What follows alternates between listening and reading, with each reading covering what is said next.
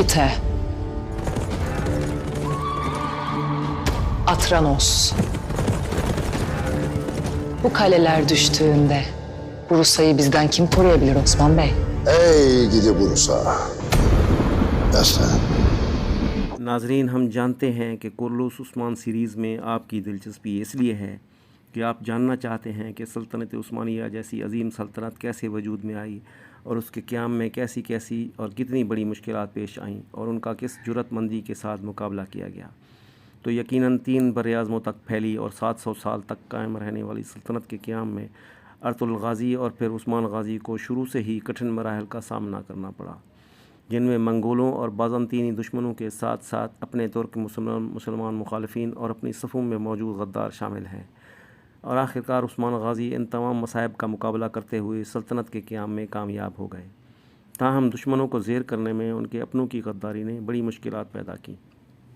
आज की इस वीडियो में उनके पहले बड़े गद्दार, जो कि बदकिस्मती से उनके अपने सगे चचा थे, दुमदार, उस पर बात करते हैं। लेकिन इससे पहले आपसे दरख्वास्त है कि वीडियो को लाइक और चैनल पर नए हैं तो सब्सक्राइब कर दें। नाजरीन, दुमदार दरअसल इस बात पर गुस्से में थे कि अर्तुगरुल गाज़ी के इंतकाल के बाद उन्हें कबीले का सरदार क्यों नहीं बनाया गया। हालांकि वो सुलेमान शाह के बेटे होने के नाते अर्तुगरुल के बाद सरदारी के ज़्यादा मुस्तहिक थे, जबकि कबीले की सिपाहियों की अक्सरियत, जो कि हर वक्त जिहाद में रहने को अपना नस्बुल ऐन समझते थे, वो उस्मान साहब को पसंद करते थे, जो कि उनकी तरह जंगजू तबीयत के मालिक थे। और दुमदार का मसला यह था कि वो जिहाद की बजाय सियासत के ज़रिए सिर्फ सरदारी चाहते थे।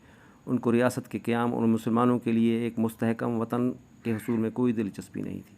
और जब उनका मकसद पूरा नहीं हुआ तो उन्होंने मंगोलों और बाज़ंतीनियों से राब्ते उस्तवार कर लिए और उनके ज़रिए उस्मान साहब को रास्ते से हटाने के मिशन पर गामज़न हो गए, जिसके नतीजे में ना सिर्फ उस्मान साहब को अपने मकसद की तकमील में बड़ी मुश्किलात पेश आईं, बल्कि बड़ी तादाद में सिपाहियों की शहादत के साथ साथ ख़ानदान को भी जानी नुकसान का सामना करना पड़ा, जिनमें उस्मान साहब के भाई सौची के बेटे की शहादत एक बड़ा वाक़या है।